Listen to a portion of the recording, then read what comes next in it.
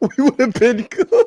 Yeah, Yo, thank God you guys didn't hear what we just said offline. yeah, we would have been that meme. There's a meme that's going around, and you know what? I'm not even going to talk about it because there's actually a reason, and we are just going to start the episode. And I will talk to you about that reason offline because there's something I wanted to mention to you, and it's more of a business thing. It's not for everyone else. Yeah. Usually, you have Stevie doing the intro, but today I'm going to get to say to Stevie, "How are you today, my man?"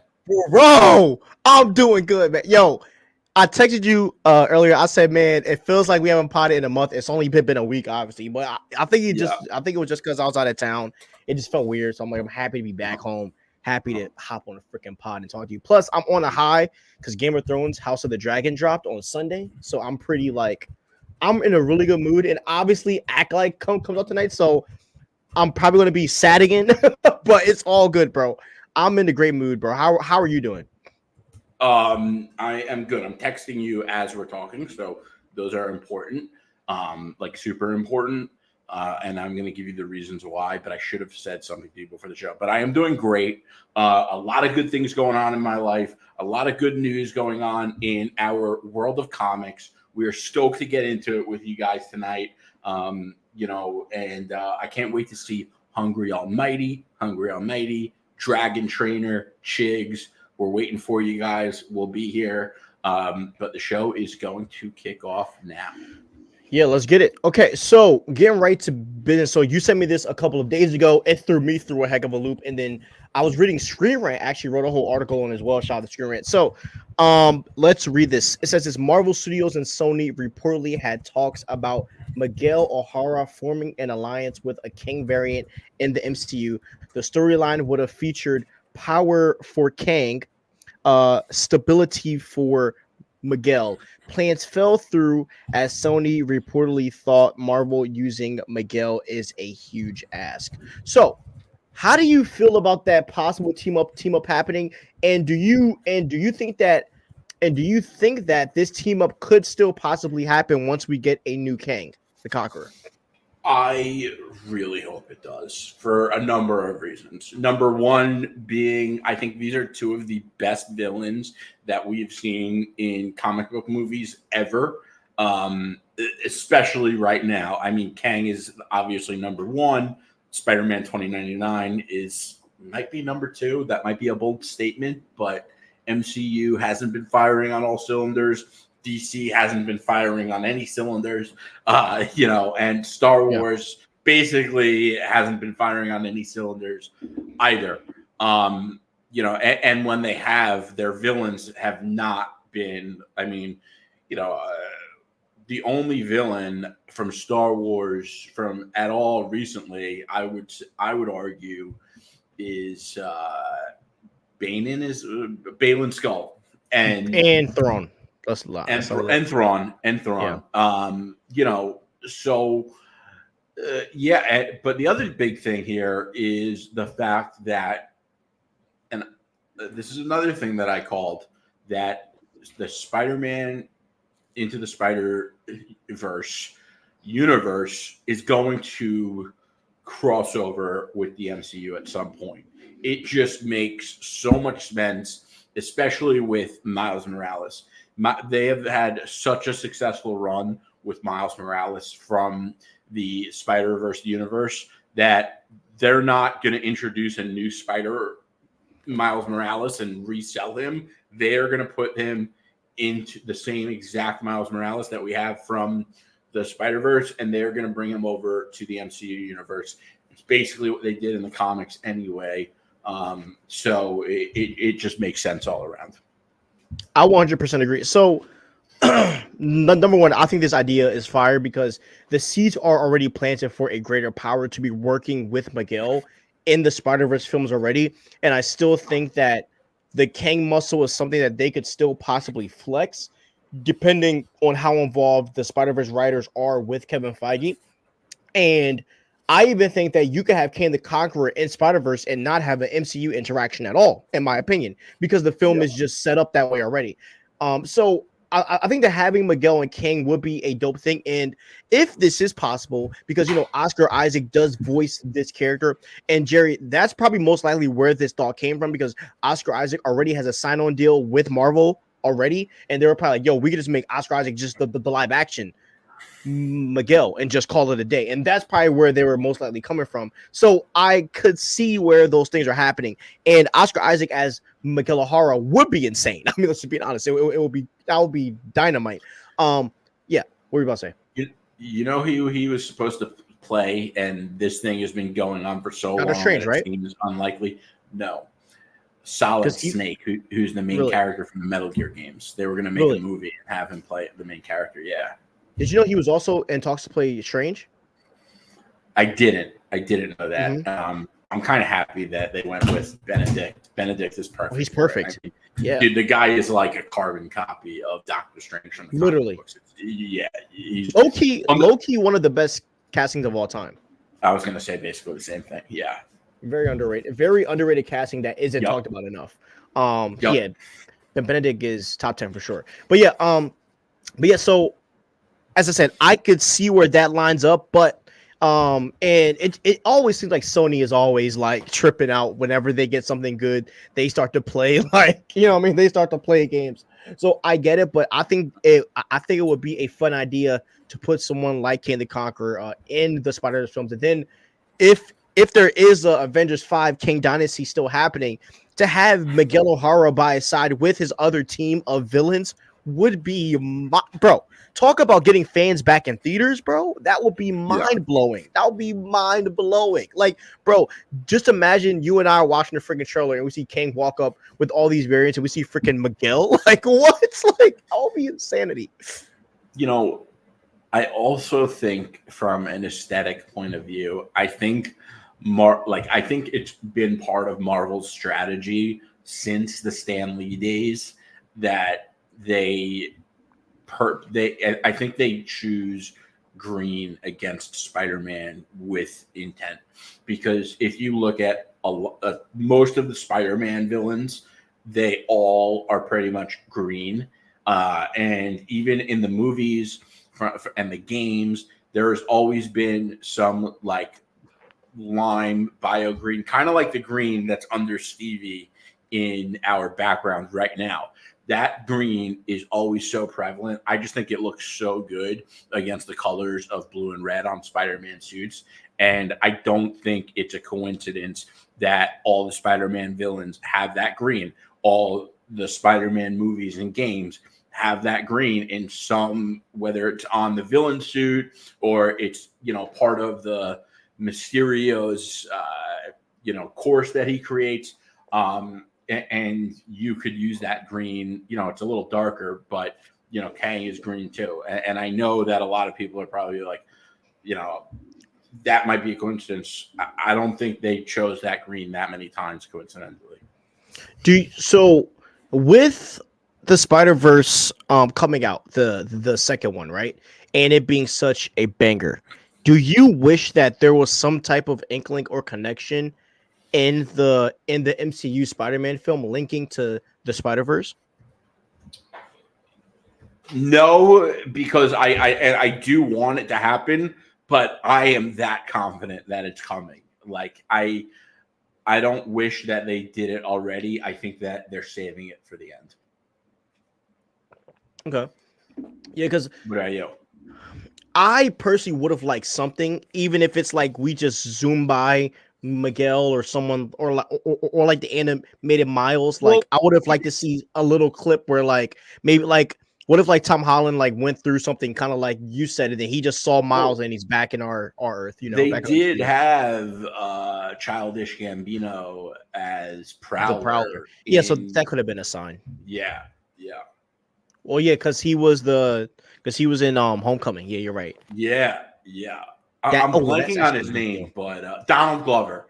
He is like a by the way, he's a great artist, bro. He's a great artist. Yeah, he's incredible in literally everything he does, and his show Atlanta is amazing. And he has a big deal with Amazon. I think it's FX. Oh, I think he's got a big like 5 show. He's getting the bag right now. And then he also watched a show. He Him did and Lil Dicky. Lil Dicky's like that too. Mr. Both of them Yeah, are just like, like rap is kind of what got them there, but they're talented at everything else too. yeah. I would love to see him be like Prowler in a live action film. That would be freaking awesome. Hopefully, we end up seeing that. Yeah. All right. That would be sick. Let's see what Hungry says. If Into the Spider-Verse Miles were to transition into live action, would they get the same voice actor to play the live action or a new actor? I do not think that that guy should play Miles Morales. Now, Haley Steinfeld, hey, she could do Gwen, Listen, but it's probably not going to happen. By the way, I don't think that kid is a bad actor, but he is not Miles Morales live action. Looks nothing like him. Yeah. Yeah, and his voice acting is amazing. I mean, like, I'm not knocking the guy. He's a great voice actor, but he looks nothing like the comic book version of Miles at all. And I would argue that Haley Steinfeld most likely won't even play Gwen because she's already in a deal, in the live action MCU. I will bring back Emma Stone. The kid was in that movie dope, and he looked completely different than he looks now. He was like a dork in that movie. Would it be shocked if he's trying to look like Miles on a day-to-day to try to, like, convince him, like, yo, I can, like, play that's what I would do. That's what I would do. Yeah, and he 100% wants that role. Oh yeah, because bro, he would get paid. He would get paid, and he would have that much more star power. Heck yeah! All right, Gabi, Ox, Scorpion, Mysterio, Sandman, Electro, Vulture, Lizard. LOL. Didn't realize the amount of green. Yeah, that's actually that is low key. That is low key a sleeper take, bro. Like, never really thought about that. And when you think of the video games too, like the first one ended with you kind of seeing that green tank that the symbiote was in, and then Spider-Man 2, the start screen or load screen, whatever it's called, the whole thing is that green. Yeah. So I think that it's part of like the aesthetic strategy of the Spider-Man franchise as a whole to use that green, because listen, it might be entertainment as a whole, dude, for kids. Like maybe green for kids a thing, because because bro, I watched the Teenage Mutant what's it called? Teenage, like the back in the day, and remember the ooze? Yeah. Like, so yeah, it's interesting you say that, because if you look at the app logos on your phone, like in any page, you'll notice that they're all super colorful. And the reason for that is because kids become stimulated by so much color and it becomes more addictive. Yeah. I know it's sinister, but it is what it is. And that's what they're doing. So, like, I wouldn't be surprised if Marvel figured it out a long time ago. I mean, listen, if they were trying to sell comic books to adults from day one, which eventually they figured out, okay, this is a medium that adults enjoy also, and the storytelling innovated to be a little more adult-like and complex. But you have to keep in mind that these comic books were targeted towards kids. So much so, now this is a crazy fun fact. You'll never guess how they came up with the title Infinity War. Tell me. They did like some kind of like consensus, and the two most popular words with children were infinity and war, and that's how they came up with Infinity War. Insane. Like, yeah. But if you think of it, like, I was a kid in the 90s, like I was a young kid when those books are I think they came out in like 92, 93, and I was born in 1990. But like, I remember infinity being such a big term when we were a kid. Like, everyone would be infinity this, infinity that. Yeah, like freaking Buzz Lightyear, bro, and infinity and beyond. You know what I mean? Yeah. So that's a fair point. This is a fair point. Yeah. Dang, yo, did they really do be looking at these things? These freaking statisticians. All right, let's get to the next topic. So, Friendly Neighborhood Spider-Man. It was originally called I forget what the name. Freshman Year. Yes, it was originally called Spider-Man Freshman Year. It is now called your friendly neighborhood Spider-Man, and it will be coming November 2nd, 2024. Just want to let you guys know we will be covering that closely. Obviously, we will be putting out a. So just to let you guys know, when we cover like Marvel content, what will happen is like we will usually record a separate video after the episode doing a breakdown, just like going scene by scene, and then on the podcast we'll do a full like review where we'll talk theories and all that stuff, and do a real deeper breakdown of it, just to let you guys know. But yeah, so let me also read some of the characters that are going to appear in this show. Okay, so here we go. Daredevil. Charlie Cox will voice the character. The Watcher, Doctor Strange, Speed Demon, Doc Ock, Butane, Harry Osborn, Scorpion, Norman Osborn, Tarantula, Tombstone, Nico, Minoru, Amendis Cho, Unicorn, Rhino, Aunt May, Bentley Whitman, and Carmilla Black. Okay, so there are two names, okay, that is on this list, okay, that is very, very interesting. And the names is, you obviously know what I'm about to talk about, the freaking Osborns. And I talked to you about this thing, and you and I have talked about it, that they could frame this the same way that they did in the Spider-Man video games, as like Harry was here, but him and Norman went away, and we haven't seen them for a long time. So if the Osborns do pop up in this Spider-Man freshman year, right, and we know that this is obviously tied to the MCU Spider-Man story, right? Well, it's not the MCU story, but I don't believe that they aren't going to use this story in. No, I think that I'm pretty sure what they've communicated to some effect is that it takes place in the MCU multiverse, but not the MCU universe where we have experienced Tom Holland Spider-Man. By the way, you know what else is a crazy? Yeah, you're right. You're right. So there's a lot of art that's been floating around for this, and the Peter Parker like art. I mean, and I really hope that's the art they're going to use for the show, and I think it is. It looks like Peter Parker out of the original Stan Lee. It's perfect, bro. It's Spider-Man. perfect, bro. Like if we get a Marvel show that's the same quality of X-Men 97, and it looks like Peter Parker from the 1960s comic books, I will lose my mind. Oh, and Daredevil is in the black suit, which is going to be crazy. You know, and you know me, I don't really geek out over the suits as much as everyone else. So, like, if I'm going like crazy me, about this, you're like costume guy, yeah, it speaks volumes. But I will say I do think that they are going to use that because they've told us that this story exists in the MCU multiverse, and I forget the exact phrasing of it, but that's basically what I took away from what they said. I have it now. It says this.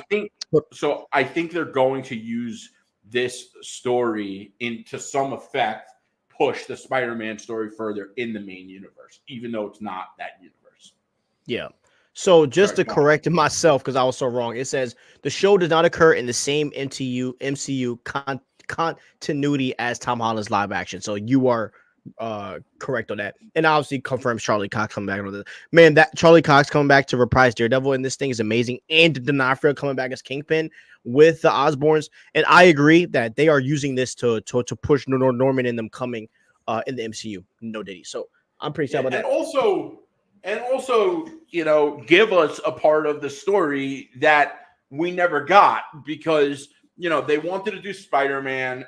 You know, when they did Spider-Man Homecoming, but they knew they couldn't make another origin movie. Everyone's seen, you know, Sam Raimi's Spider-Man 1 with Tobey Maguire. Everyone's seen The Amazing Spider-Man 1 with Andrew Garfield, which came out like 4 or 5 years before Homecoming. So they weren't going to make another origin story. But now we're going to see our Spider-Man kind of similar to our Spider-Man right after he got bit, dealing with it in school, which is a very common Spider-Man story. The original Ultimate Spider-Man comics, which are like some of the most iconic Marvel comics of all time, they retold a lot of the famous Spider-Man stories through the lens of Peter Parker getting bit in high school a little bit earlier in life. Yeah, bro. I'm pretty hyped, dog. I'm pretty hyped.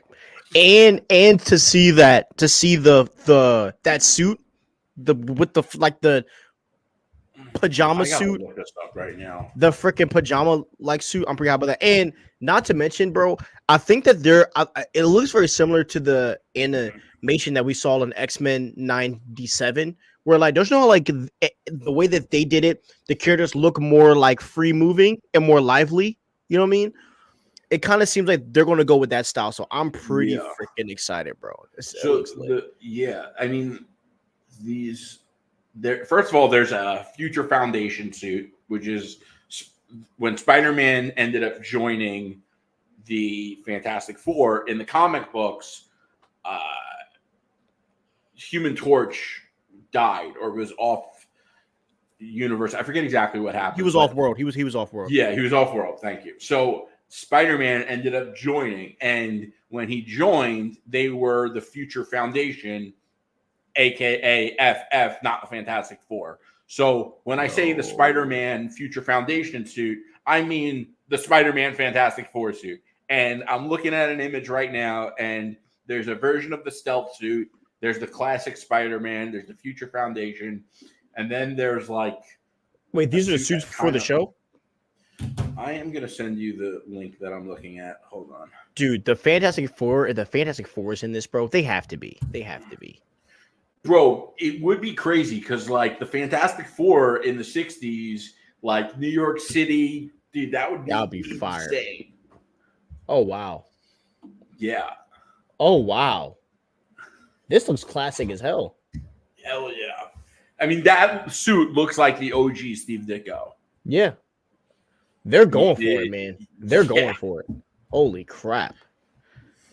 Which shows you that they're really like, and this could really push that idea that you and I have said in the past that they really might be trying to make Spider-Man like just classic again in the MCU. Yeah. So I am going to throw out one of the best comic recommendations you're ever going to get right now. Spider-Man Life Story. So Chip Zdarsky, who's one of the greatest writers, he basically wrote a 6-issue miniseries that takes you through Spider-Man's entire lifeline and like touches on the classics and who he is. And it's just incredible. And if you want to talk classic Spider-Man through a modern lens, there's also a Fantastic Four life story, which is amazing too. But the Spider-Man one, like, is insane. And that will make anyone a Spider-Man super fan. 1000%. Bet. All right, now Hungry Almighty has some comments. He said, sadly, Spider-Man, the animated series or Spectacular Spidey getting a revival seems less likely because of freshman year. I do agree, but I also am happy because I think this might be the way that this looks, man. This might be one of my favorite Spider-Man animated films of all time. This might be better than them, just saying. Like, if we are getting a Marvel world with Daredevil, Charlie Cox's voice in it, and if we get the Fantastic Four and Doctor Strange, bro, I'm sorry, bro. It's cooking easily. Yeah. And I love those shows to death, but I mean, bro, you gotta look at it, bro. I mean, what X-Men 97, what they did with X-Men 97, bro, that really put a lot into perspective, like for me, on how much they're holding back on the animated stuff, bro. Like, X-Men 97 was a perfect season. like, bro. It was incredible. It was. X-Men 97. Yeah, exactly. It sparked your hope, right? Yeah. Now all I want to see is I feel like when X-Men in 97 came out, so comic fans are always talking about X-Men, but the whole of the internet hasn't stopped talking about X-Men since X-Men 97, and I think it's because of X-Men 97. Yeah, is that the show was like I've never seen a perfect show, like a perfect season, other than Arrow season 1. Other than Arrow season 1, that's the only perfect season I've seen in my life. By the way, and I haven't read the new issue of the Batman comic that came out today, but I was flipping through the pages, and I saw Mr. Terrific in it, and Interesting. bro, I can't stand Mr. Terrific, and I can't stand him because he was so corny in Arrow, and that was like my introduction to the character. So every time I see Mr. Terrific, I just think of who he was in Arrow, and he was so corny. Yo, these freaking Game of Thrones fans are driving me crazy, bro. Why? So I posted a TikTok on our fantasy page, because I'm basically doing a part 1, part 2, part 3, part 4, part 5, posting the whole breakdown, but clipping it up, and people are getting mad at the way that I pronounce the names. Like, bro, sorry, like, sorry, I don't pronounce it the way you do. Yeah. And then he deleted the comment. Okay. Get a life and have real problems. Like, dude, it's a name. It's a name. Oh, I said Valerian. That's how I say it. That's how they say it in the show. Anyways, okay. If that's how they say it in the show, like they could F all the way off. Exactly. Let's see. Avengers. Oh, are you saying assembled? No, Earth's Mightiest Heroes. Oh, Earth's Mightiest Heroes. I'm thinking of the freaking what's called. I actually have the show. You know, I need to give that a fair chance. Wait, you didn't watch Earth's I've seen Mightiest Heroes? Episodes. It's gas, bro. It's gas. You got to remember, like, that came out when I was like already an adult. So yeah, but you have to view it as it is the continuation after Avengers 1. That's how you have to. Okay. That's how you have to view it, and it's perfect. It's great. It's great. Definitely, and even if you don't want to watch it, do me a favor. Just watch the episodes with the Beyonder. Okay. That's all you have to watch. Like, if you don't want to watch anything else, just watch those episodes. Those episodes are goated. And and also on Ultimate in the show Ultimate Spider-Man in the same universe, they did a Spider-Verse like 3-episode series.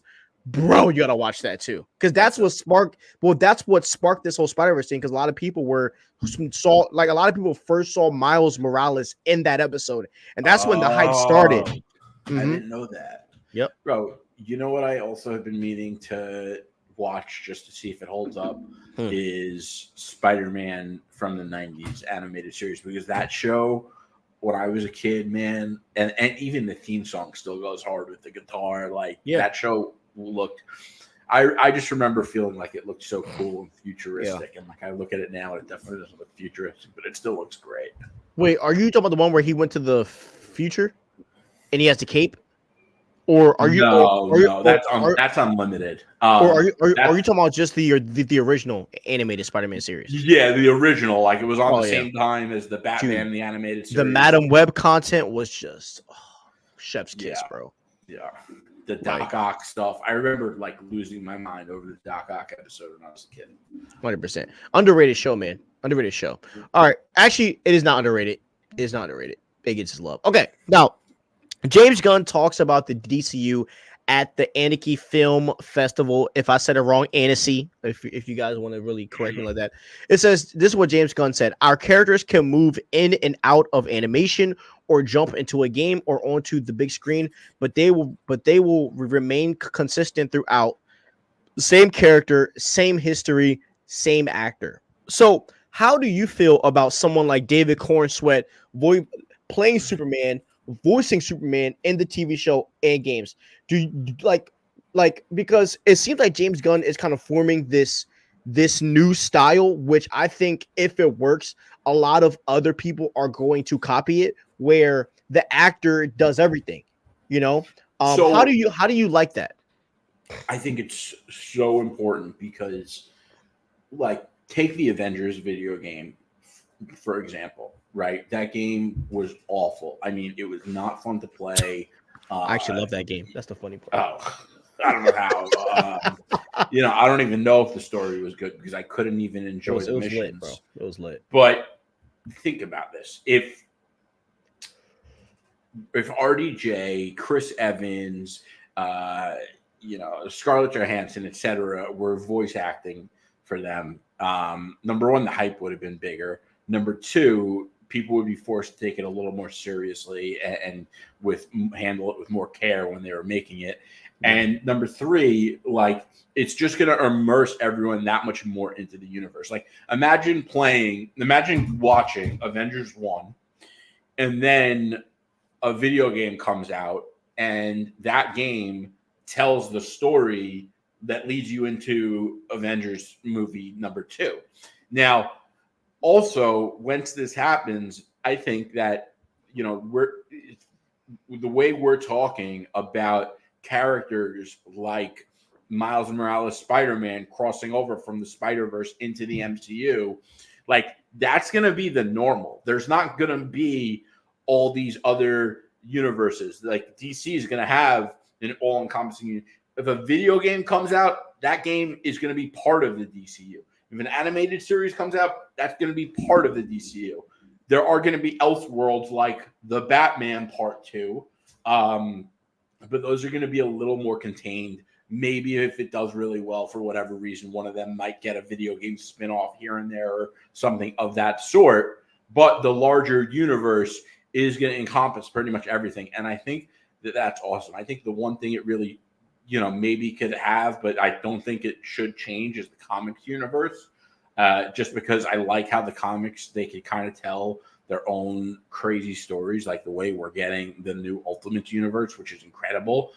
And understand I'm talking about DC and Marvel at the same time. I hope you can keep up, but I think you can, and I'm not going to insult your intelligence and dumb my opinions down for people to understand, because I think you're pretty smart. If you're here, you're passionate, and you can keep up with complex stories. So you can keep up with complex perspectives. I think that from a business aspect, I think this benefits the actor in a lot of ways. And I think that from a actor standpoint, this makes me happy. You know why? Because, bro, you know, a lot of people get one-offs, you know, and then they're out with no job, you know, and they're back to bussing tables and all that stuff. So nothing against that, but you know, like that's what most actors do. Most actors work at, you know, restaurants or work part-time, and then they go for these roles. So this allows the actor to spend crazy amount of time just focusing on, you know, like they're able to do movies, but then they're also able to do animated shows and movies, and then they might pop up in a freaking limited series. So it gives actors work, which helps our economy, which I think is cool. So shout out to James Gunn for like looking out for actors and like trying to get people like more work.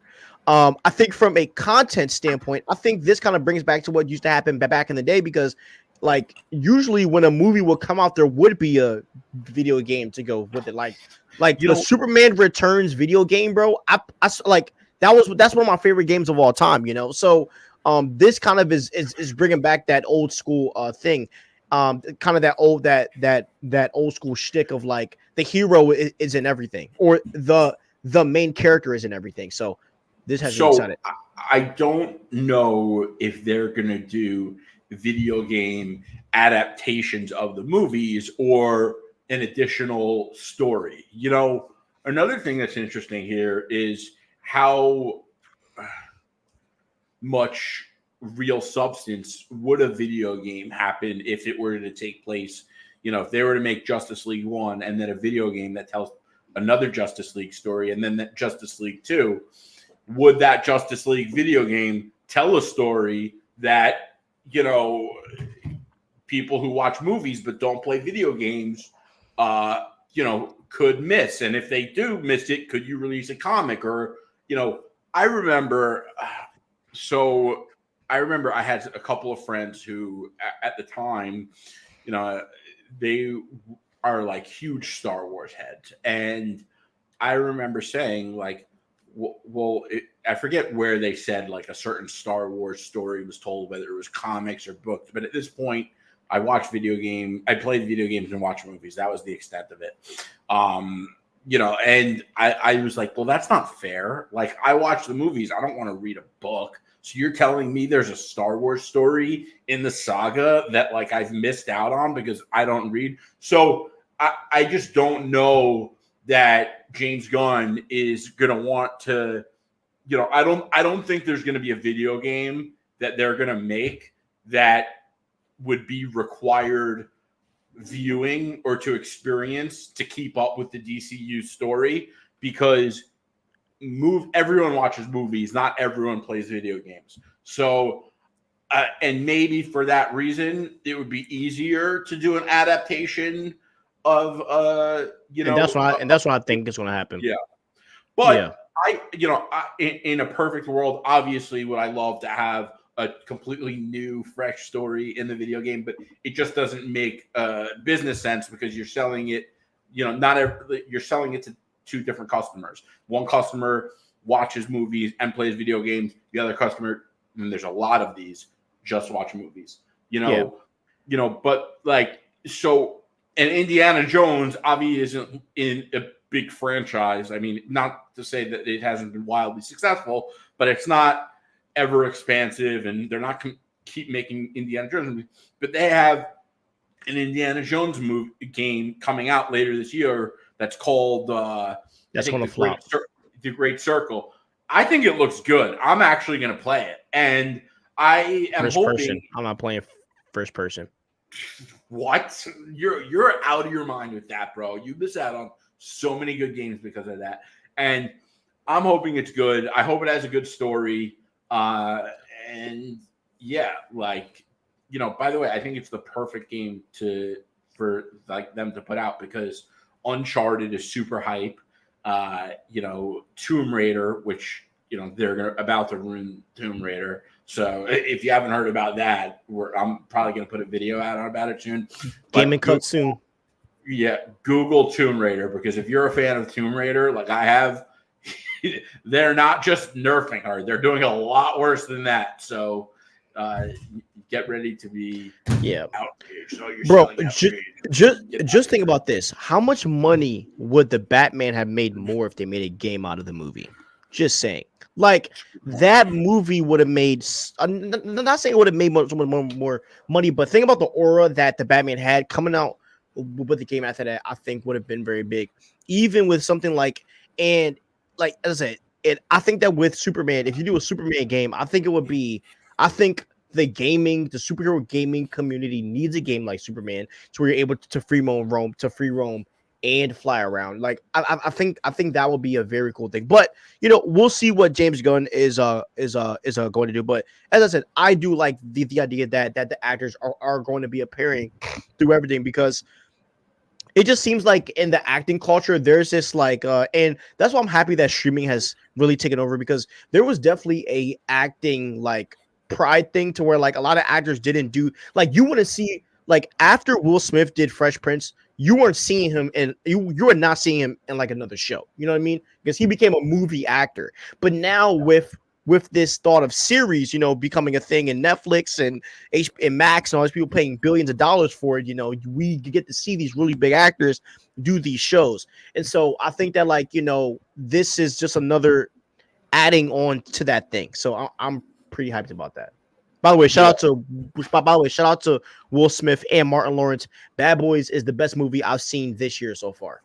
Bad Boys is so good. If you haven't seen that, you're missing out.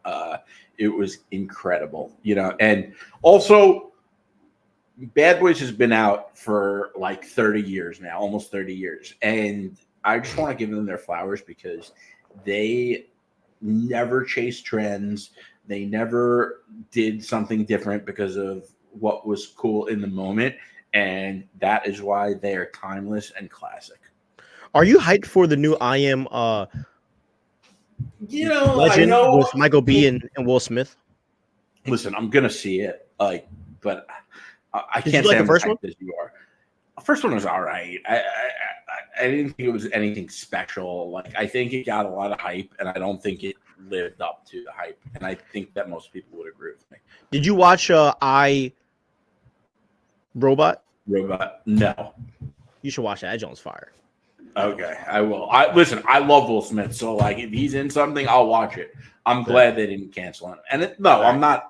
I don't think what he did was appropriate, but he makes good movies, and people make mistakes, bro. Yeah, I don't like the whole someone did this and they can't learn and grow from it. Obviously, there are certain things that are much worse than slapping someone in the face. But he didn't punch him.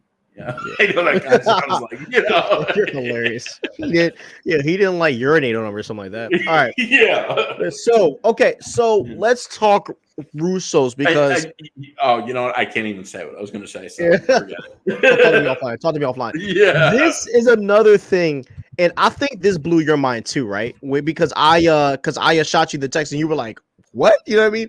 This threw me for a loop. Yeah, don't say that. So Jesus, Jerry.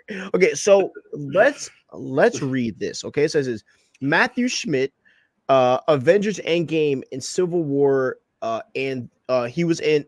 Sorry, let me rephrase that. Matthew Schmidt, he worked on Avengers Endgame, Civil War, and the Winter Soldier. Will serve as editor on Captain America: Brave New World.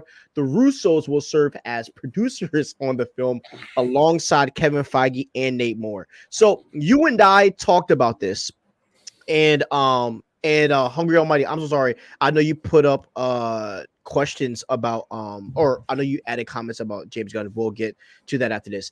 But you and I obviously have been talking about Brave New World. I think you and I are the only people on the internet championing and like wanting this film to be good out of like all the other guys, other than like maybe Josh from the Den of Nerds, because he pretty much is like in the same camp that we're in. But you and I both know that they underwent a bunch of reshoots, and we saw that what's his name? That Giancarlo Esposito also was in the reshoots of this film. So, and it's funny how they just put out yesterday that the Russos are producers of the film. So, do you think that the Russos have something to do with these reshoots, and do you think that they've just recently joined? I don't know. I don't. It's tough because I feel like I've seen a lot of movies where someone who is credible, especially and even relevant to the movie they're producing, should give it a boost, but it doesn't always. And I wish I had top of the mind example to give you, but I have definitely seen movies where you have someone like the Russos who are obviously have relevance to the IP they're producing on, and it doesn't end up, the movie still doesn't end up being great. So, it's Marvel. They are the Russos. I don't think that they've been producers on many movies like this before. So I'm kind of willing to give them the benefit of the doubt because I am rooting for them. Some of you might not like that. Some of you might. I really don't care. It is what it is. Yeah. And I'm giving them the benefit of the doubt. I think it's a good thing for now because I want to believe it's a good thing. And, we'll see what happens. But, I think we know who's directing Avengers 5? It was supposed to be the guy that did Shang-Chi, but he stepped off, so no. Okay. Yeah. Let's see. Yeah. And I got to say, I am really, really not happy with what's going on with Blade. I think that there's more to that. That's why I didn't. No, I didn't. Only because I heard a rumor that there's more coming out next week. So I was like, let's just wait and just see if something pops up. Because apparently, I heard that there's some rumor that Mahershala Ali and Feige are supposed to do some press for it. So I wanted to wait and just see if I just want to wait and see if the article drops next week. And if not, we'll talk about it. Okay. Because I know Mahershala's lawyer talked about it, but I want to hear from them like themselves. Yeah, But yeah, so this made me think of Peter Jackson. So if you don't know who Peter Jackson is, he did the Lord of the Rings films, and he was the producer for The Hobbit. King Kong. He directed King Kong. Yeah, he's a legend. He's one of the goats. He's one of the goats. Yeah. And he was supposed to do. And fun fact, he wasn't supposed to direct the Hobbits. He was one of the producers on the Hobbit, and then he ended up directing the film. And he also is producing this new Lord of the Rings movie that's coming out. It's called The Hunt for Gollum, and Andy Serkis is going to be directing that film. So, and someone like Peter Jackson, he's very hands-on whenever he's working on any project. So where he's working with the director hand in hand on what's going on. And so that's what I kind of envisioned when I saw the Russos coming on. And to me, bro, I just feel like you wouldn't bring in Matthew Schmidt, the guy who worked the guy who edited all of the old films, and you don't bring on one of their co-mates, aka the Russos, to just make them sit on there. So I do think that a lot of these reshoots could have been to the Russos looking at the script and stuff and saying like, yo, like this needs to get fixed. Like, so I hope that that's true. And this does give me some confidence in this project, in the way that it's going to be done. But here is the truth, okay? And this is my issue also with James Gunn, okay? There's a lot of yapping going on, okay? A lot of yapping, okay? And in my opinion, the yapping time is over. You got to show us the work. And that's kind of where I'm at. You know, there's all these articles dropping. Everybody wants to tweet and talk. Let's see the footage. Show me the footage. That's where I'm at. James Gunn or I'm talking about both of them, MCU and the freaking in the freaking DCU. Like, there comes a time where the yapping is like, it's whatever, bro. Let's see the footage. So that's so with Brave New World, that's where I'm at. Where's the footage? This movie has been in development for almost 3 years, right? So where's the footage at? Yeah, it's a fair point. And you know,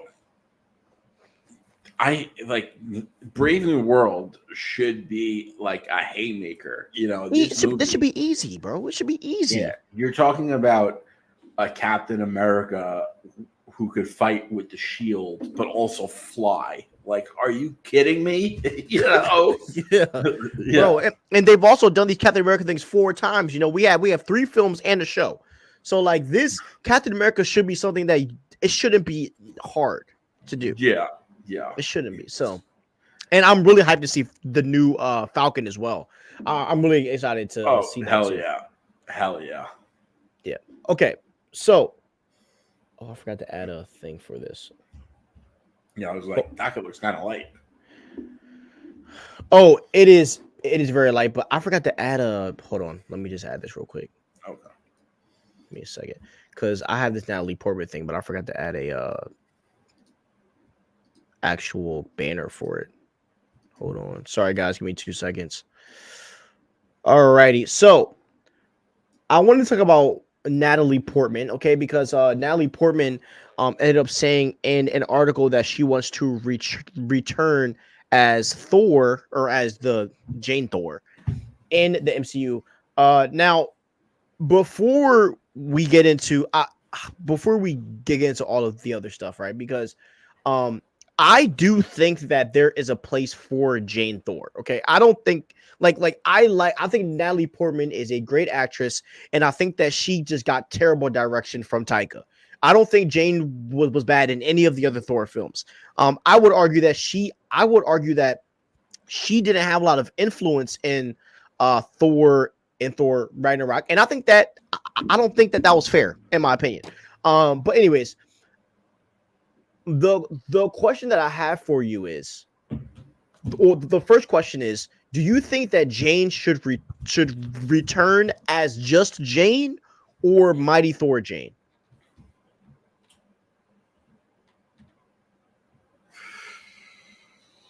It's really tough because I think I don't think they ever should have made her Thor to begin with. But like, how could they make another movie with her and just pretend she was never Thor? Like, you know, and this is a prime example of Marvel's priorities being out of order. And I'm not going to get too deep into it. Well, maybe we should just talk about Blade, because I think with Blade, I think the issue is, again, priorities. And I think it comes back to this whole agenda thing, and it comes back to Star Wars, and you know, it seems to be a really big issue at Disney. And I think that, you know, listen, it's very easy to watch Thor Love and Thunder and say, oh well, the movie sucked because they made Thor a clown. Obviously that's the biggest reason, but it's not the only reason, right? And you know, when you really take a step back and you think about Thor, Love and Thunder, Thor 4, it was so bad that a lot of things actually went wrong. And I'm sure I could find more if I was willing to go back and rewatch it, but I'm not because it was that bad. And, you know, but I think one of the big reasons for its failure was their handling of Jade. And listen, Jade Foster's been a great character. She was phenomenal in Thor 1 and Thor 2. And they never needed to make her Thor. And I think it like falls back to this whole, uh, empowering women thing. And, you know, like, I think they actually did themselves a disservice because you had Jade, who was this brilliant scientist who had this amazing personality, this gorgeous actor, Natalie Portman, and like she just worked so well with Chris Hemsworth, and she worked so well with Thor. And I think that if you rewatch Thor 1, a lot of that movie being so good had to do with Natalie Portman. And like then it's almost like, oh, we need to make her look like a strong, independent woman. So we need to make her superhero. We can't just have her be who she is because she's not strong and independent enough as who she is.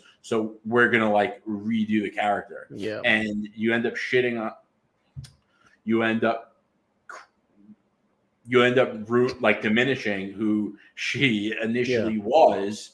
And, I don't think the right move is for her to continue being Thor, but I don't know how you make another movie and undo making her Thor. And the actual hero name for Jade is Mighty Thor. That's how they differentiate. So, we're talking about Jade Foster, Mighty Thor. I just think it was such a bad move, and it put them in a really tough spot because to make another movie with her, that movie to be good, you have to revert her back to Jade Foster, not Mighty Thor. But how do you make that change? Yeah. So I don't think that Jane's Thor, like, I don't think that Jane. Sorry, I said Jade. You're good. I don't think that Jane was bad in Thor 4. I really don't. I mean, I think that Thor, like I think she was actually kind of cool with the Mjolnir hammer.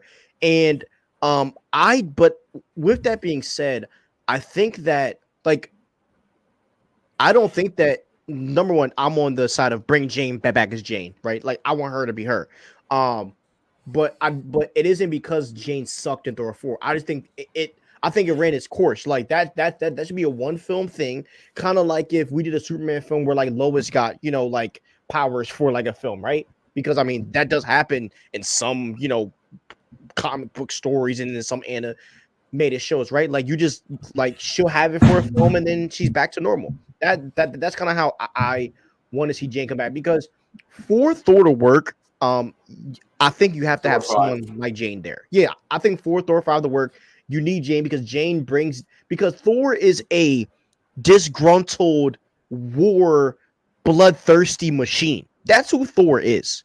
And someone like Jane is someone that brings him down to earth and says, you are not that. You know what I mean? Like you have to be that at times, but in reality, all you want is love. And I think that is like the beautiful story of Thor and Jane of Thor is like he has to be sometimes this just bloodthirsty, just war god. But then when he's around Jane, he's not that. And so I think Jane is needed there.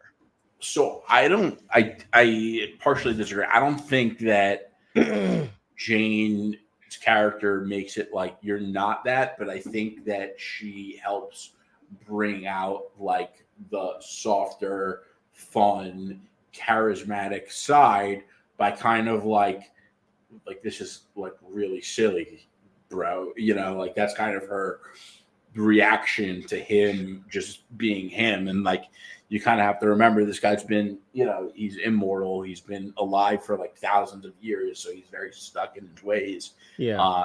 And I just think their chemistry on screen is probably the best chemistry on screen between any love interest relationship in the MCU. And there was no need to make Jane Foster, Mighty Thor to begin with. And, I think they did that with the cancer story. And, I think on paper it might have looked like a good idea at first. And maybe it would have worked out better if they didn't make Thor into a clown and they didn't make New Asgard is another big failure.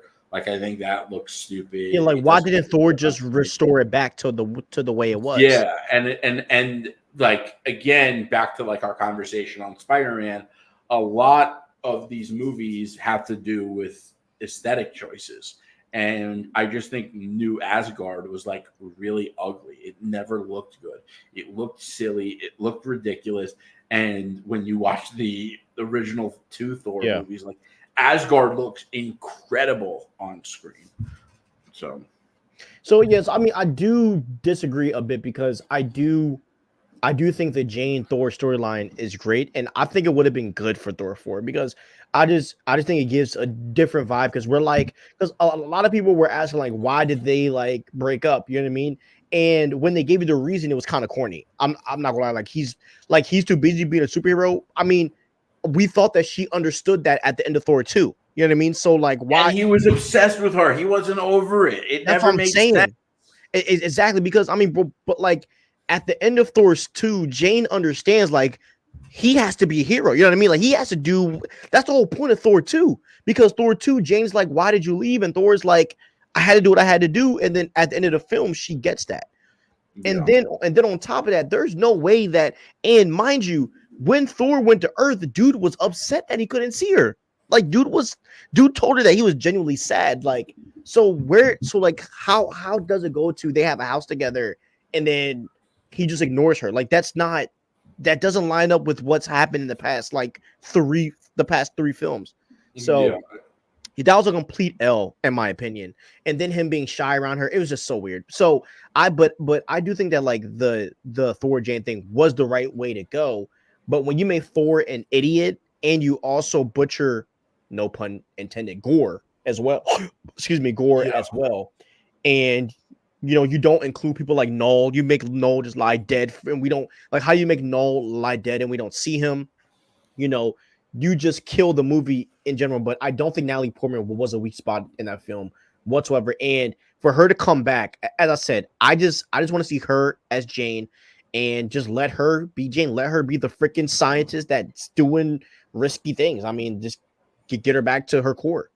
Yeah, and she kind of like deserves a place in our world of IP, nerd entertainment. I mean, she obviously was Padme and, Jane Foster. Like, so I'd like to see her return. I was always a fan of her character. I'm a fan of Natalie Portman in general. I think she's a phenomenal actor. 100%. The best example I want to see her as is like I think they did Pepper Potts like perfectly. Like to where like in the end she gets the suit, but it's not too, you know what I mean? It's not too much. You know what I mean? Yeah. And by the way, they wanted to bring her back and she was like, for what? Yeah, exactly. But that's the thing. And that goes back to their priorities. It's like, where are all the women that have been in the MCU? We need to put them front and center right now. And that's kind of why I want to talk about Blade. Do you want to just do it? Because we can talk about it again next week too. Hold on, let me just add it. Hold on. All right. I'll just put Blade for right now, just because we're in a rush. Let me read what Hungry said. Hold on, real quick. Let's go through his chats. What I want to see is Gunn having Soup save a kitten from a tree, just so I can see the Snyder Colts having a heart attack. Yeah, right. Yes, that'd be funny. Here's what I think Gunn will do with video games: prequel Batman and Robin game with Dick Grayson as Robin that takes place many years before Raven. That's another great idea. That's a great idea. Why would I cancel Will Smith slapping him? Yeah, right. It made great entertainment. Exactly, bro. There are endless memes made off of that, bro. There's also a strong theory out there that it was intentional for ratings because the ratings of all these award shows has been tanking. Mm-hmm. My biggest issue with Jane Thor and Thor 4 was the explanation to how she became worthy and the obvious cringe-worthy agenda scene with her speech to Gore.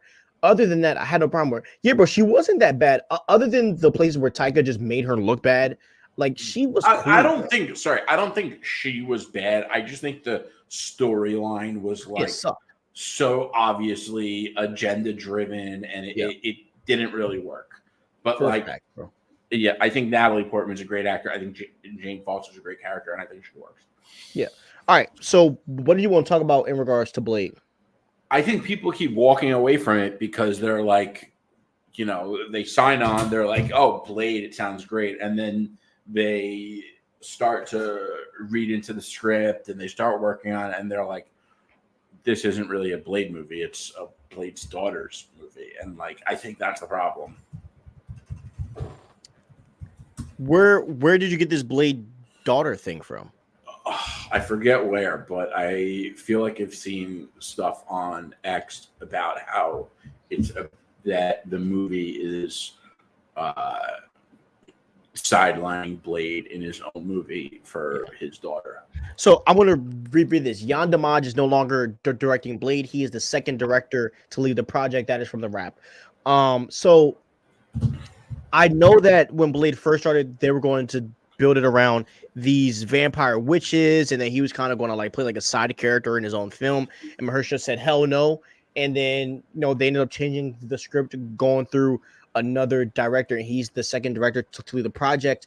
I'm not really sure what's going on behind the scenes by any means. Like I have nothing. I've read mad articles, and all of the articles just run circles around the same thing about the directors and this. It's like I don't know.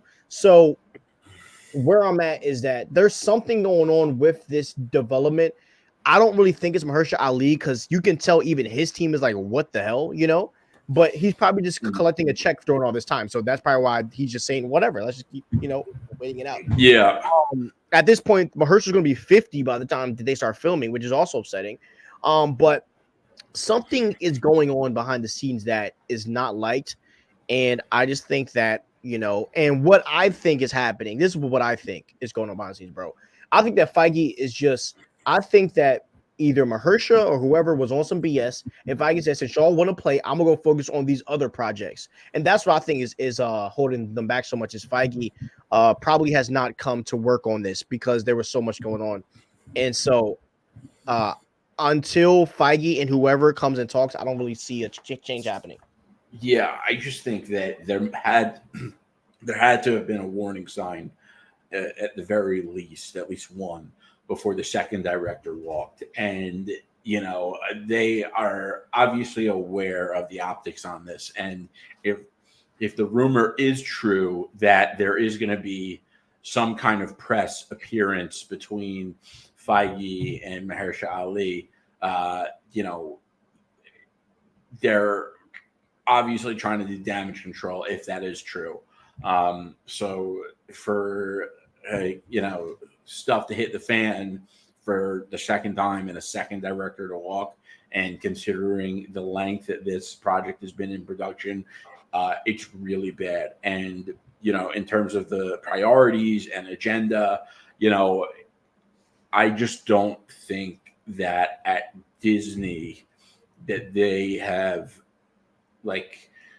I think all the fans from the outside looking in, it's easy to be like, well, obviously they realize now it hasn't been working and they're not going to do it anymore. I don't think that's the case. And I think that if that were the case, stuff like The Acolyte, wouldn't be playing out the way it is now.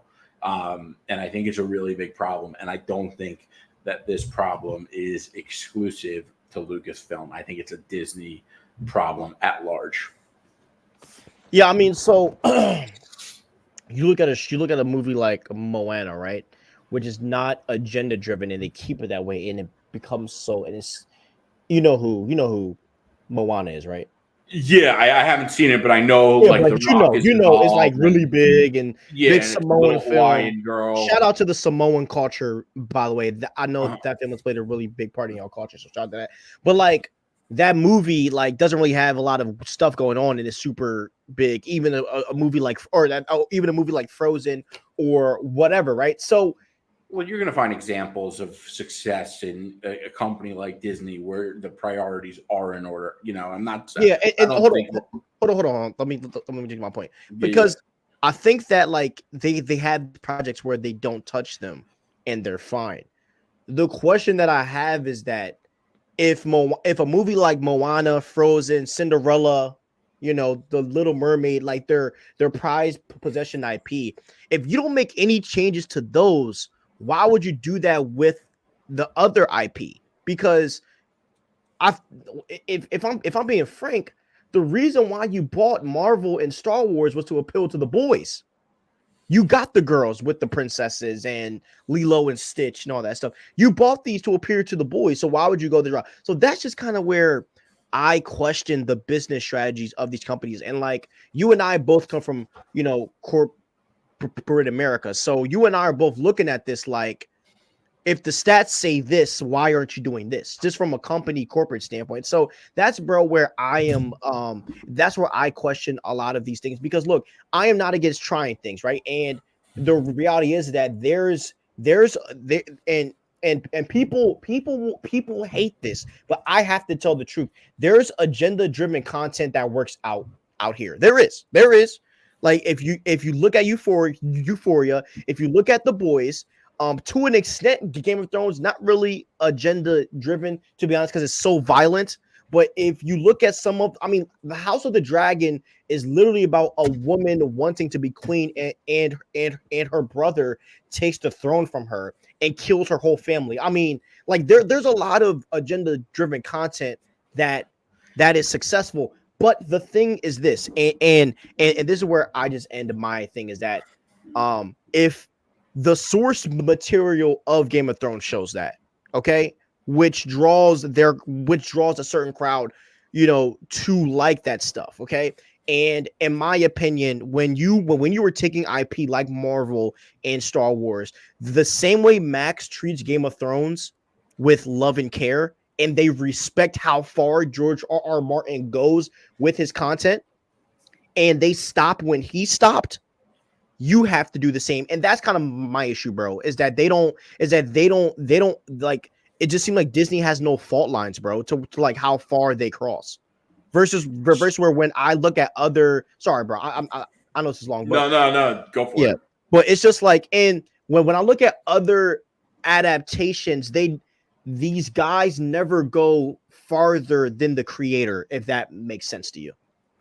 So there's a saying, it's like go with the agenda and go broke, which Yeah. I think we'd all like to believe that it's true. It's not consistently true. There are plenty of examples of companies that have gone with an agenda and haven't gone broke, or projects that have gone with agenda and haven't, gone broke, which The Boys is interesting because they've always been kind of subtle about it until season 4. And now everyone's complaining about season 4. And then the other side with, and I'm just going to say his name because, I called him out on my Instagram story Go ahead. recently. And, the reason why I feel comfortable saying his name is because, bro, if you're listening, I gave you a shot. I DM'd you and asked you to come on the show and debate, and you didn't even answer. So, there are people like Instagram nerd.speech, like, and he's always like, you know what? Well, this is a good thing. Or like, oh, you didn't realize The Boys had an agenda until now. Like, no, we realized, but it was kind of subtle. And like, we actually have, patience, and, we're the tolerant ones who are kind of tolerant of things. But once you go like overboard with it, it gets annoying. And that's kind of what happened with The Boys season 4. And like, obviously Captain Marvel was a big agenda move. And like, I loved that movie. I thought the second one was horrible, but, so I don't, not everything is so black and white, and that phrase isn't 100% consistent. There are certain companies that have done things and, they've lost a lot of stock value overnight. And there are other companies that do things and they kind of go unscathed.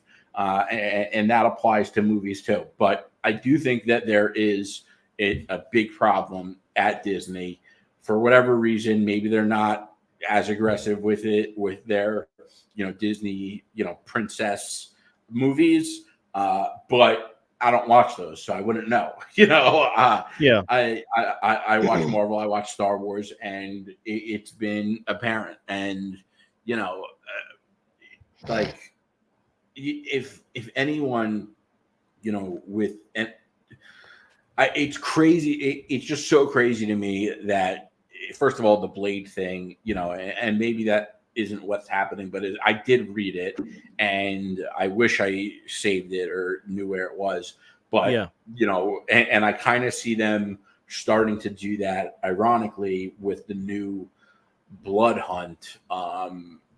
Which I shouldn't say they're pushing Blade to the side for his daughter, who Brielle Brooks is her name, but Blade is a big character in Blood Hunt, and now his daughter is kind of becoming a big character. It's yet to be seen if Blade's going to be pushed to the side. I don't think he is going to be pushed to the side in the comics, but with Star Wars, like they did a Rey trilogy, and that trilogy, was not well received, like at all, and they're talking about making another Rey movie. Like it's crazy, It's that is so crazy. I think like that that's like saying, I'm I sorry. mean, it's the definition of insanity is trying the same thing over and over again and expecting different results. And hold on a second, because this is a big go ahead. piece of it. This is what makes me question their intentions. I don't think their intentions are, and that's what makes it so funny with people like Nerd Speech. Like, I don't think their intentions are like, oh, we want to do a good thing, and like women need to be superheroes more, and like Jedi, so like we're gonna make them more prominent. I don't think they're doing that because they know that's not what we want.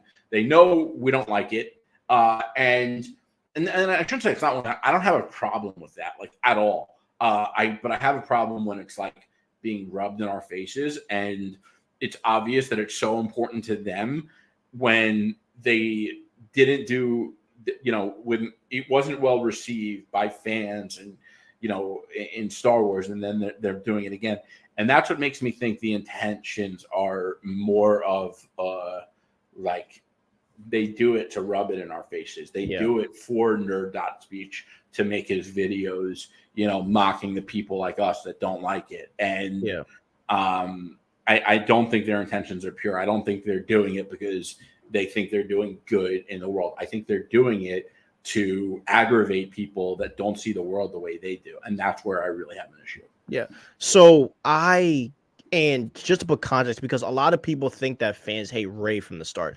You gotta understand, bro. When Rey first got announced, fans were excited, and like when you watch a lot of these guys, because now a lot of these guys, they see that they can make cash hating, so now it's just mongering. Now, you know what I mean?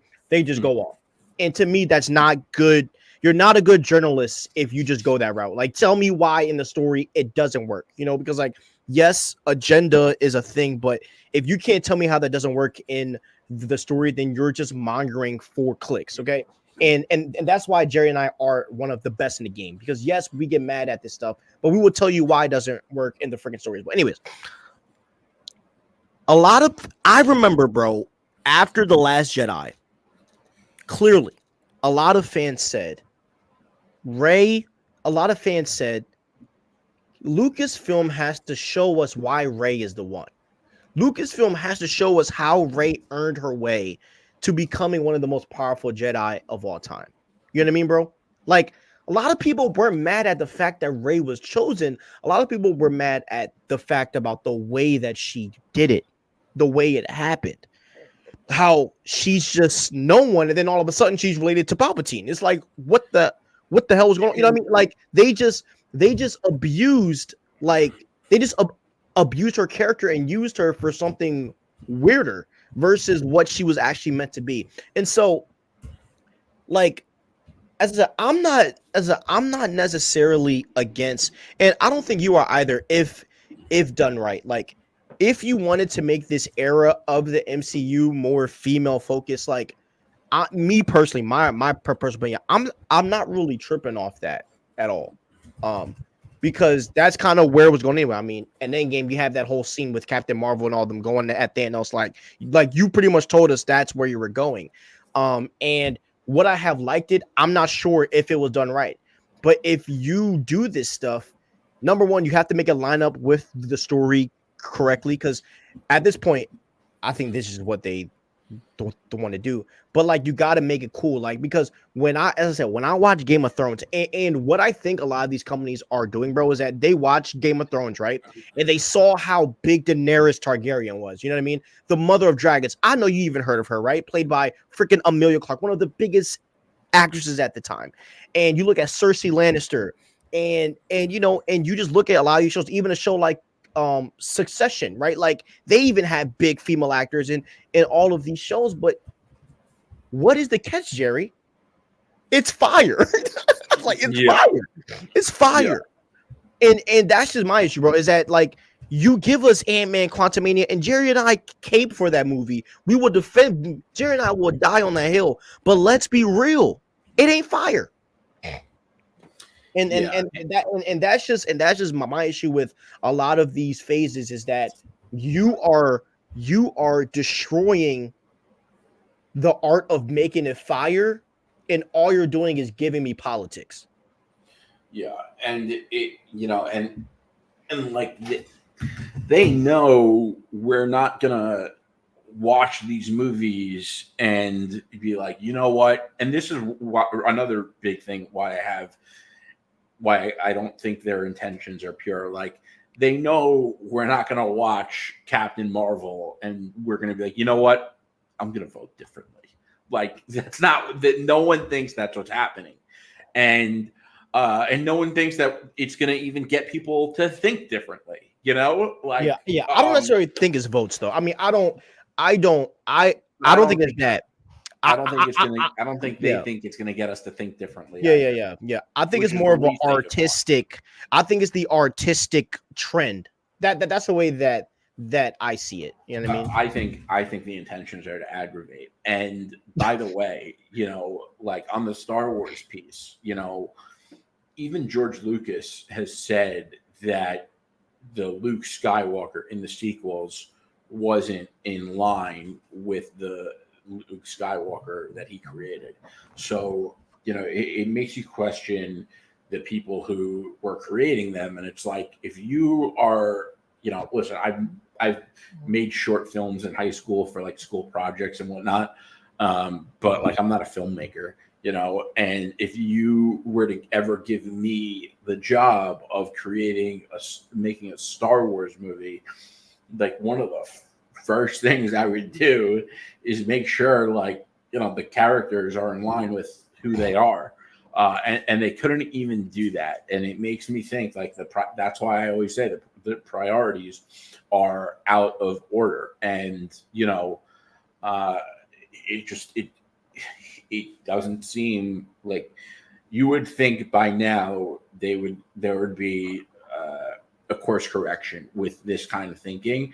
But that's just not the case. And how many more movies have to suck before people stop thinking like this? Yeah, that's where I'm at. Yeah. I mean, as I said, so I think it's an artistic trend, and I do agree with that. Star Wars trying to piss people off. I 100% agree with that. That's basically that's the whole press run. The whole press run has been screw the fans. Like And I'm not gonna say what they said because you know we'll get flagged on here, but I'm not trying to get flagged. But if you're watching the show, you know. Yeah, you know what they said about us fans. So yeah, man, and I just feel like, you know, it is an artistic trend, but you have to understand that there's a difference between HBO doing it and Disney doing it. Disney, you're not HBO, or you're not Max. You're not Amazon. You're not Netflix. Netflix can do these type of films because that's their audience. They built that, you know. Disney, like, but you can't. If Netflix were to make the next Star Wars movie, I guarantee you, they wouldn't be making a Ray movie. 100,000%, bro. You're right, Yeah. but you know why, right? You know why, They're right? not stupid. They're not. They don't. Yes, You know. and Netflix, also because Disney and also because Disney has so much. Disney is probably one of the top two largest corps in the world, right? But that's one of the reasons why they don't care. Is because like these profit losses, like to an extent, bro, it don't mean nothing to them, bro. In their no, they operation. lost a lot. They lost like at one point they lost like a third of their stock value or something.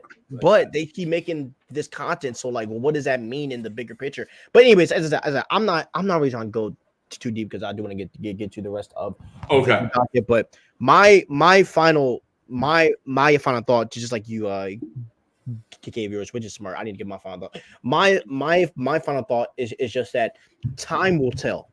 Okay, time will tell, and time will prove the realness.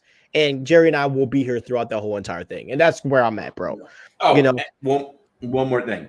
go ahead. If I DM you and ask you to come on the show and you don't even answer, don't be surprised if I bring it up on the show. Yeah. Well, and we DM everyone, but before we talk about you anyway. So like we already have that silent rule that before we bring you up, you always get DM'd. We're not just going out of our way name dropping people to shame them because we're malicious or bad people. We give people a fair shot to come on and discuss and and I sent that DM like a while ago and it was never even open. I commented, checked DM, like I really, really, because I genuinely wanted to talk to him. And I thought, listen, we might disagree on some things, but at least we could be friends and, meet and talk. I didn't even get an answer. And the thing is, we might disagree with nerd speech. Doesn't mean we hate the guy. Like, it doesn't mean we hate him. We just, I mean, we all love comic books. Let's talk. So nerd speech, come on, bro. Let's talk. All right. Yeah. Offer still stands, by the way. Forever. Forever it will still stand. Yeah. Okay, let's get to the rest of the docket. All right, so Sean Levy, he said he's interested in doing a Spider-Man and Dead Devil film. You and I talked about it. You said you weren't really like for it, but I still wanted to read you what Sean said because I remember I told you he talked about it, but I forgot to find the article, so now I have it. It says this: the thing about Deadpool is I think he makes everything more interesting because of his audacity. But boy, I'd sure love to see Deadpool and Spidey. That's a movie I would love to make. I feel like Tom Holland would run circles around everyone else. So it's not that I wouldn't want to see this movie. It's that if we had a chance to see a Spider-Man like team up movie, I think I would prefer Daredevil. Oh, is that all you had to say? No, I guess I could expand on it, but my bad.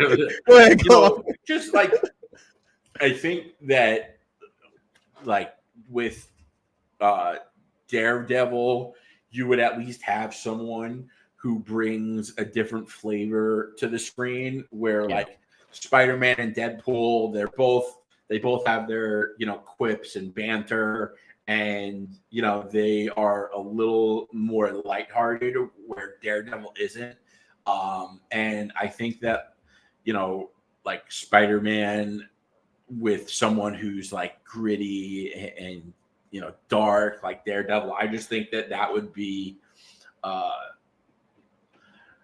it'd be a little bit of a departure from what we normally get from Spider-Man, where Spider-Man and Daredevil, I think it would just be more of the same for both of them. I want it, dude. Give me the Spider-Man and Deadpool. Give me Spider-Man with anybody at this point. I mean, I don't care. Listen, I would still love to see it. It just wouldn't be my first choice of character. Yeah, it'll be fun. You would definitely need other characters in the film for sure. I think it'll be different. Like I think it's something that a lot of fans wouldn't expect, and that's why I think it would be super fun because it's like Tom Holland with Deadpool. Like what? I think it would be a very fun film, and I think Tom Holland would do it. I think him and Ryan Reynolds will be freaking hilarious, bro. And dude, that'll be so funny. Hungry Almighty just made a great point. And, when you talk about something like this, he wrote, the likelihood of Spidey and Deadpool is very, very low because Spider-Man is a PG-13 character that's meant for every demographic. And he is so right. Spider-Man is the best managed character in the game. And they are not about to put an R-rated character with Right. someone like Spider-Man, even though they could get it to a PG-13. It's just not. I disagree, and I think Deadpool. I mean, if Deadpool's an Avengers, you're gonna be PG-13 regardless. Why not do it? Like, if Spider-Man and Deadpool do a film, is not going to be rated R, and that's totally not fine. going to be. I said it's not going to be rated R, but they wouldn't want that image to rub off on Spider-Man and impact Spider-Man's. I disagree. Status with parents buying toys and movie tickets for their kids. I disagree because they do it in the animation and it works just fine. So I think you can make it work, man. But we'll see. They made an R-rated Spider-Man in animation. No, but there are episodes of Deadpool and Spider-Man. But let's see after the movie, because I feel like the Deadpool 3 is about to be wild. Yeah, it's definitely about to be. It's rated R. Yeah, it's about to be a wild movie, man. Like I think they're about to be out there, man. Like, oh god. Like, yo, did you freaking see the before you saw Bad Boys, did you see that thing of a Wolverine? Get off your effing phone. You saw so that? Funny because I sat next to a family that wouldn't shut up, and I whenever someone is noisy or disruptive in a movie theater, I am always over the top aggressively rude to them, because you have to be aggressive and rude and like firm in it to get them to shut up. Otherwise, they're not going to listen to you. And I didn't say this, but I did want to say it. I was like, didn't you listen to Deadpool and Wolverine and tell you to be silent? You know? Yeah. That was great. But I'm sorry, yo, I'm a little distracted because I just saw they posted a picture with I think this is Jimmy Olsen, dude. Oh, is it the Daily Planet? Yeah, it's the Daily Planet crew. I just sent it to you. Yeah. Oh, there's also a picture of the Daily Planet banner. I'm going to send it to you right now. I saw that. I saw that one. Yeah, I saw that one. I just sent it to you. That kid looks just like Olsen, dude. He looks good. Yeah, he does. He's a good actor. I forget what I've seen him in, but I've seen him in a couple things. Deadpool and Wolverine will be released in China. Whoa, that's big. That's about to make a lot of money. Yeah. That's about to make a lot of money. What do you see? Okay, now let's get it. Okay, what should Lucasfilm do with Star Wars? Okay, now let's before we get into this, all right. Star Wars fans are not sexist, okay? Let's get that out the way, because in Mandalorian season 2, all right, we had Gina Carano, Bo-Katan, and a bunch of Fennec Chan and a lot of other female characters leading in that show, and it was dope, and fans loved it, and fans still rave about it. Every Star Wars fan raves about that season to this day. So Star Wars fans are not sexist, and they don't. And the issue was never, the issue in Star Wars was never like no females. That's not the issue, right? Number one. Rogue One. Everyone loves Rogue One. Exactly. Like we love females. Okay. Now, what should Lucasfilm do with Star Wars? Okay, this is what I think should happen. I think two things. Okay, and actually, I'm gonna let Jerry explain the one, because I already know what his take is going to be. I think that Star Wars should go back to the beginning, and I would love for them to start at the birth of the Force, the origin of the Force, and I would love for us to see the first Jedi. I love the Skywalker saga. You know what I mean? It is a saga that I grew up on, that Jerry grew up on. My dad grew up on the Skywalker saga. You know, it plays a very special place in my heart. But it isn't that I think that it's overplayed, because I think that there's a lot of places in the Skywalker saga where, you know, you can touch up on it and make it better, right? But I also do believe that if they keep missing so much, just leave the Skywalker saga alone and go to another time and rock out there. And so I would run the discourse that they have with the, you know, Mando and Ahsoka and Thrawn, get that out the way. And I would just go to the beginning and just start there and just roll. Because there you were able to make up more things, because there hasn't really been a lot of stuff already created there. and you're able to kind of create your own legacy in that era that's never been touched on the screen. I think that's where Lucasfilm took the L from the beginning because they continued what was going on, and I understand that that's what fans wanted. But after you lose on that, you go to something else. Like fans didn't like the sequels. Fine, just go to the beginning. Go to another time that's far away from what you've done. So, what do you think Lucasfilm should do with a Star Wars going forward? I think they should do. I always say one of two things, but I think Stevie's idea is great also. But they could either remake the entire first trilogy, so episodes 4, 5, 6, A New Hope, Empire Strikes Back, Return of the Jedi, and then or then they could do the prequels and potentially the sequels and kind of rewrite the sequels, hopefully. But I also think they could make a completely new trilogy, new characters, and make one or two Jedi that you make the stars of the show and focus on. Make a new saga of new characters. Don't what are we doing here? We keep going back to the Skywalkers, and then you go to Palpatine's lineage, and it's just it's enough. Let's get something new and fresh, or at least tell us a good story and just remake the old ones. 100%. And by the way, on the note of remaking the old ones, those movies came out in the 70s, right? So yeah, we're 50. Those are 50 years old. Those are super old. And with James Bond, they're about to. The rumor is that the new Bond movies, the next two, are going to be taking place in the 1950s. My theory is they're going to remake some of the original Bond movies with modern technology in terms of film and Dolby and all that, but they're going to take place in the movie in the 50s.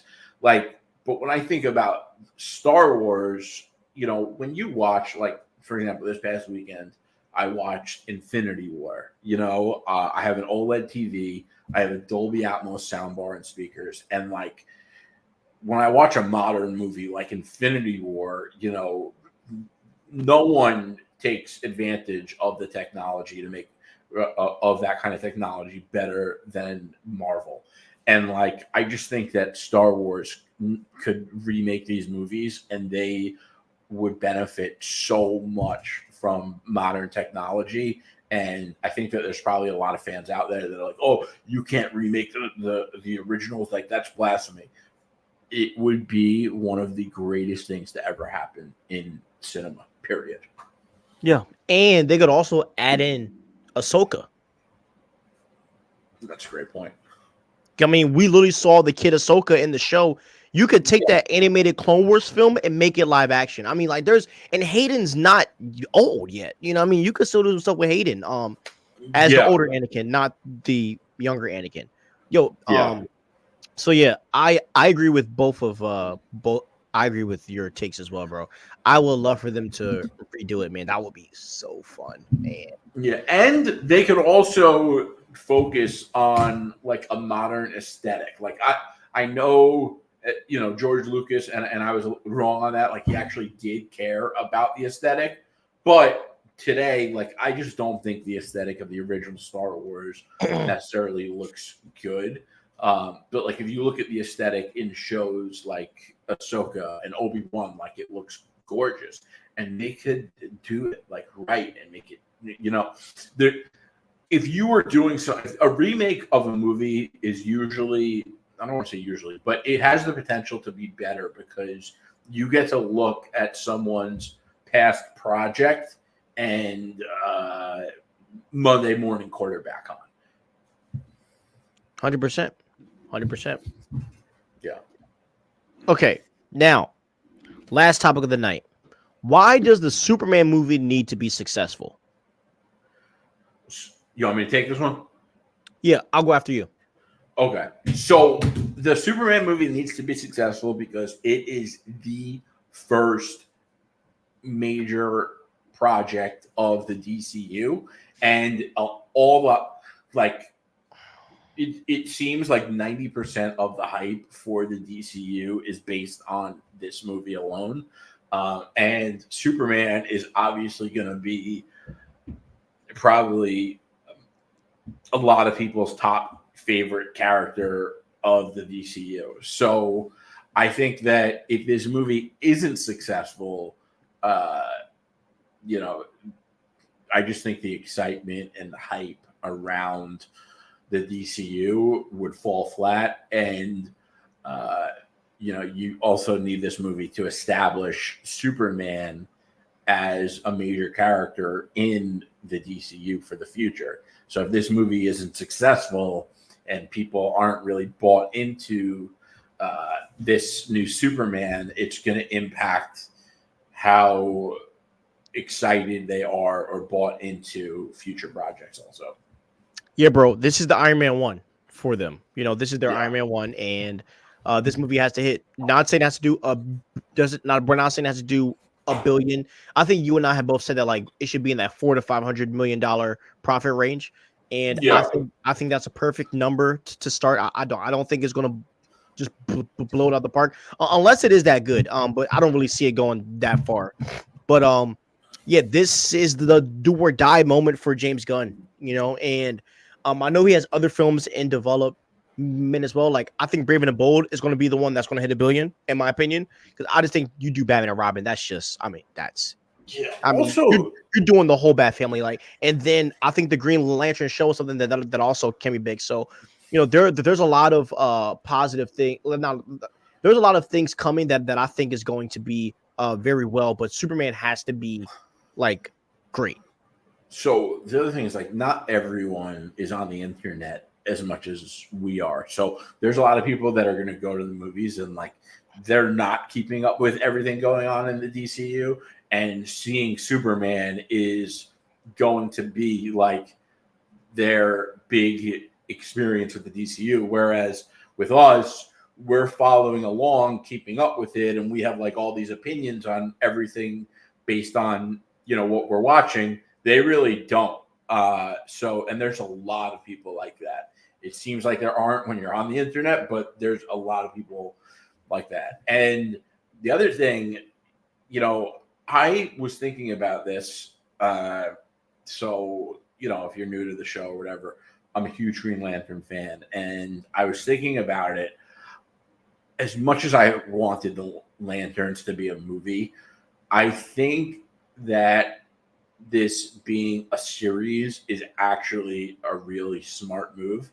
And I don't know if this was the intent or not, but similar to how like Daredevil for Netflix helped establish Daredevil with so many more fans, I think that this is going to help establish Hal and mainly John with a lot of fans that don't really know anything about the Green Lanterns.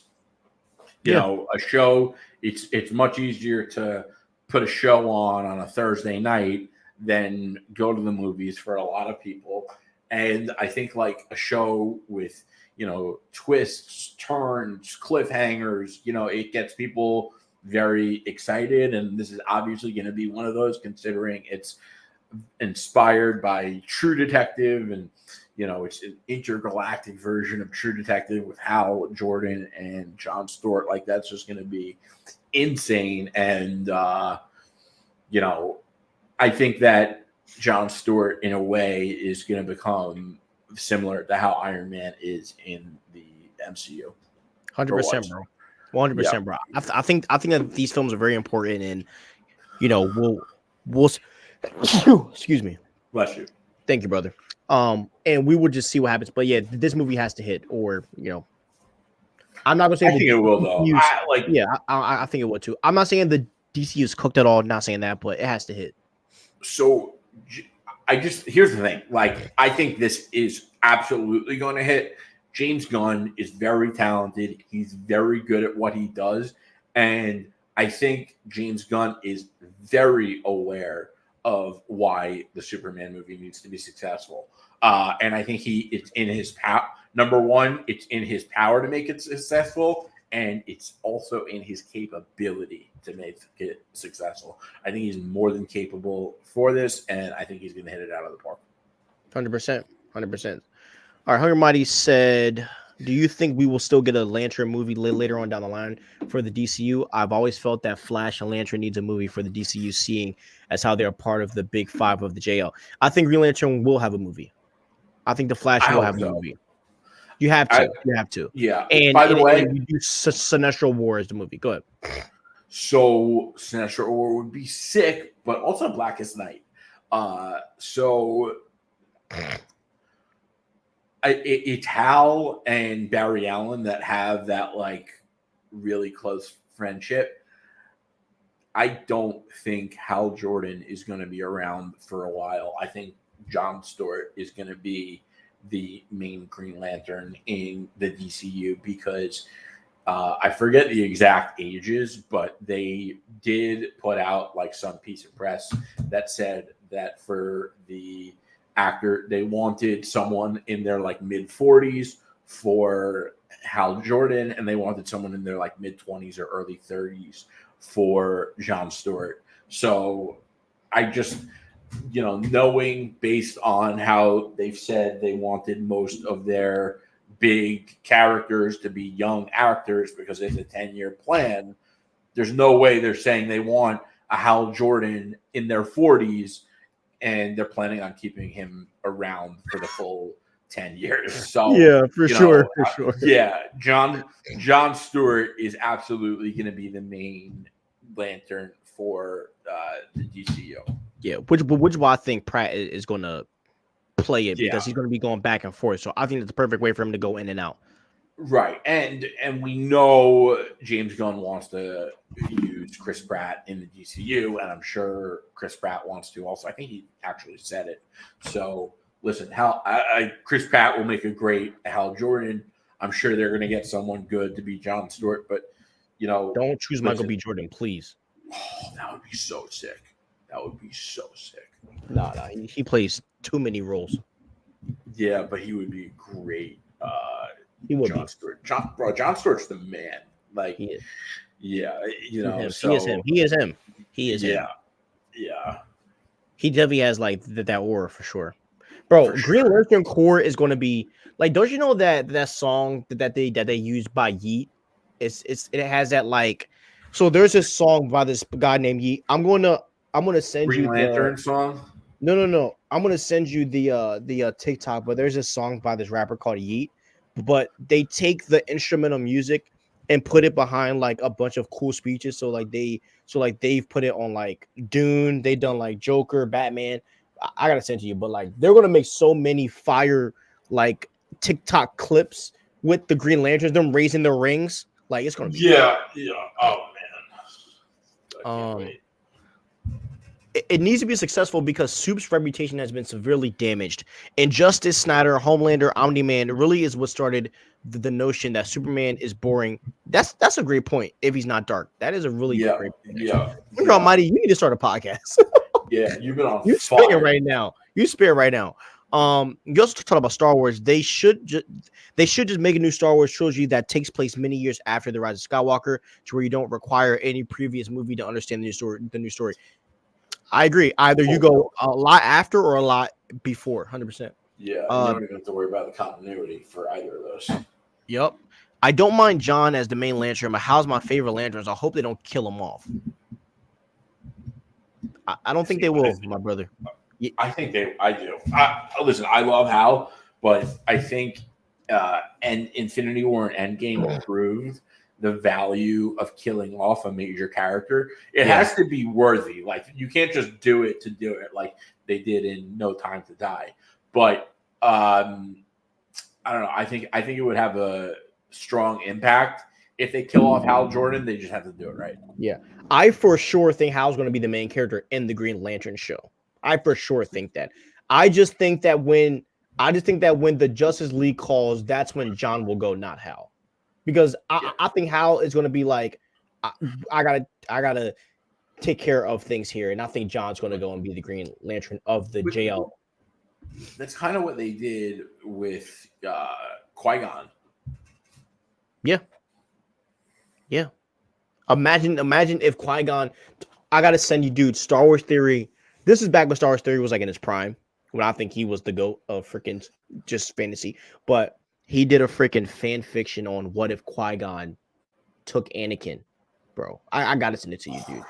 And basically, just to make a long story short, him and Anakin leave the Order because the Masters don't want to take Anakin in. So Qui-Gon leaves the Order with Anakin, and he makes Anakin the balanced Jedi that he was supposed to be. And he has a yellow lightsaber because he's balanced. That is sick. I gotta send it to you, dude. They should have done more with Qui-Gon. Bro, one of the biggest fumbleages of all time. Yeah. And I also want to give Star Wars Theory some love, because as much as he hates to act like, he is streaming it every week, and I respect that. I really do, bro. That man loves Star Wars so much, and because I'll be honest, I would not be streaming it. I'm just being real. So right. Shout out to him, man. Yeah, because I heard from you that shows. I'm not gonna say because All right, I just say.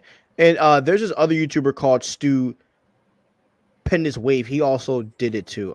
I want to send you both, bro. These so when you have the chance, if you guys ever want to just, so the way that I learned about Star Wars, okay, like let me just give you guys some knowledge.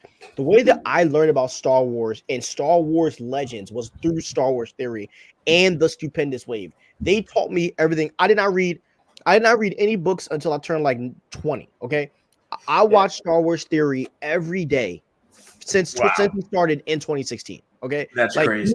Bro, he's the reason why I love Star Wars. I was 15 years old, and this random dude made a video, and I've been watching him ever since. Okay, if you want to learn about Star Wars, just go through his playlist. He has fan fictions. He breaks down all the comics. Like, Star Wars Theory is the GOAT. He is. And Stupendous Wave is the same way. Stupendous Wave breaks down everything. So if you want to learn Star Wars and you don't have time to read, you watch those guys. Also, if you don't want to learn about comics, you watch Comics Explained. Okay, now.